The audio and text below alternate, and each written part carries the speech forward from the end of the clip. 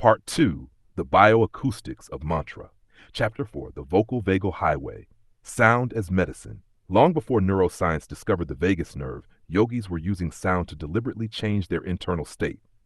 Across virtually every contemplative tradition, one practice appears again and again: chanting.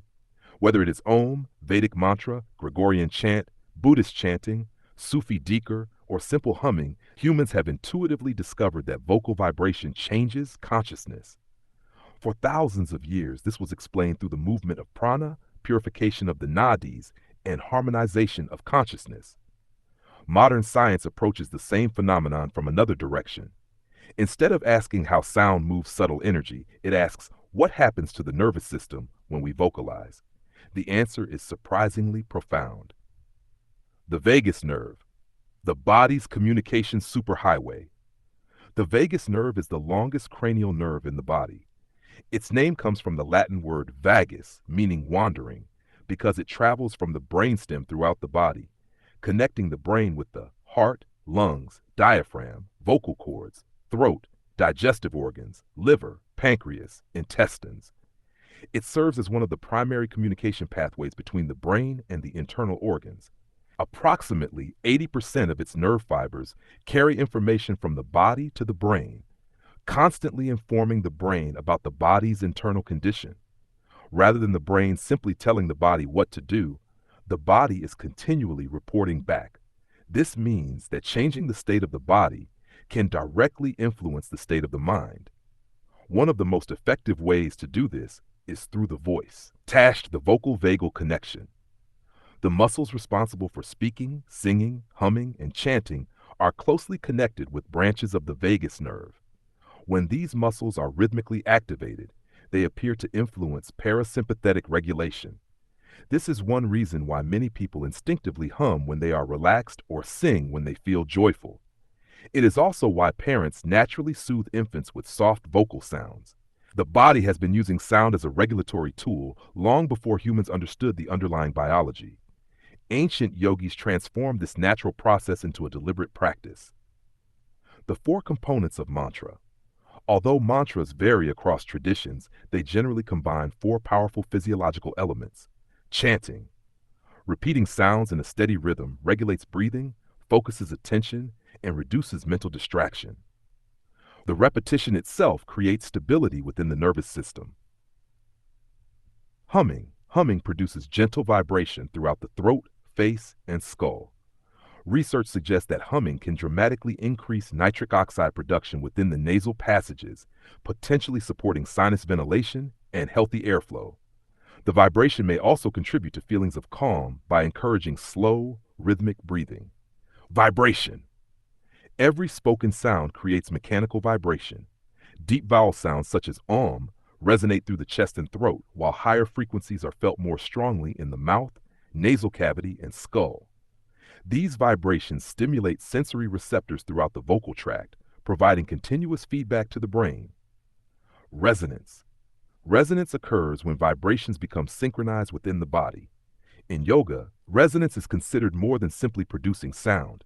It is about creating coherence between breathing, vocalization, attention, posture, and awareness. When these systems become synchronized, the entire organism functions more efficiently. How chanting changes physiology. During relaxed chanting, several biological processes occur simultaneously.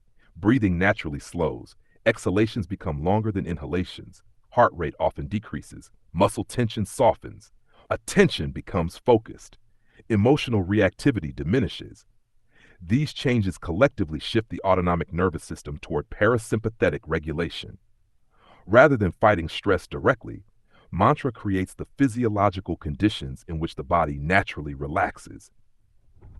Modern research into chanting, humming, and slow vocalization suggests several measurable effects, although results vary depending on the practice and the individual. Studies have reported associations with increased vagal activity, reduced heart rate, lower blood pressure, improved heart rate variability, HRV, reduced perceived stress, improved emotional regulation, greater feelings of social connection, enhanced relaxation. These findings do not prove every traditional claim made about mantra. They do, however, suggests that vocal practices influence multiple physiological systems simultaneously. Why repetition matters. People often ask why the same mantra is repeated hundreds or even thousands of times. The answer is not simply tradition. Repetition gradually reduces cognitive effort. As conscious thinking quiets, attention becomes increasingly stable. The brain no longer needs to generate constant streams of internal dialogue. Instead, awareness rests upon a simple, predictable rhythm. The mantra becomes an anchor. The nervous system begins to settle. This shift from mental effort toward effortless awareness forms the bridge between chanting and meditation.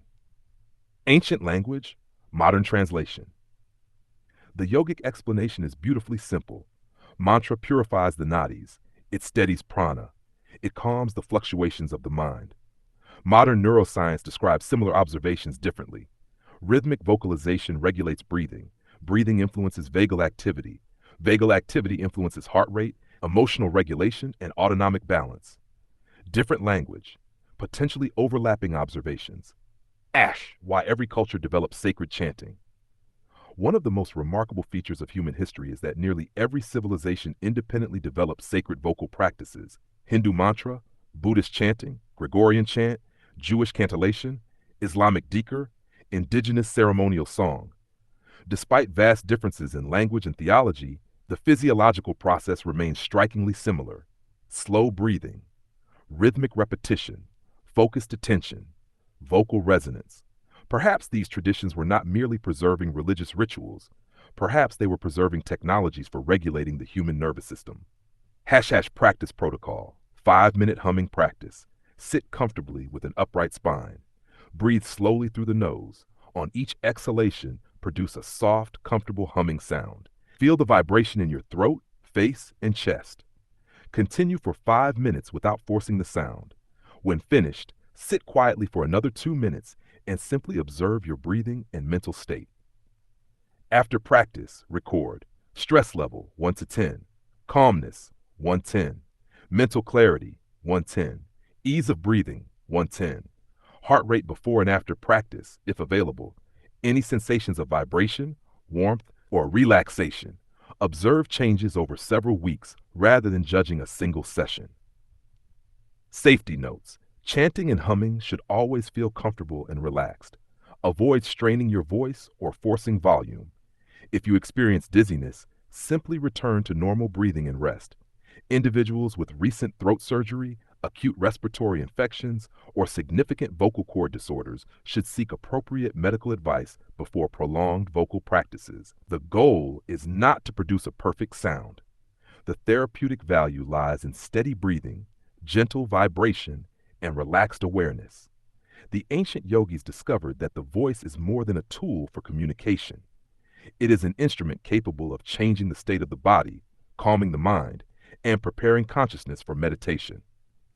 Long before humanity understood the vagus nerve, yoga had already learned how to sing to it.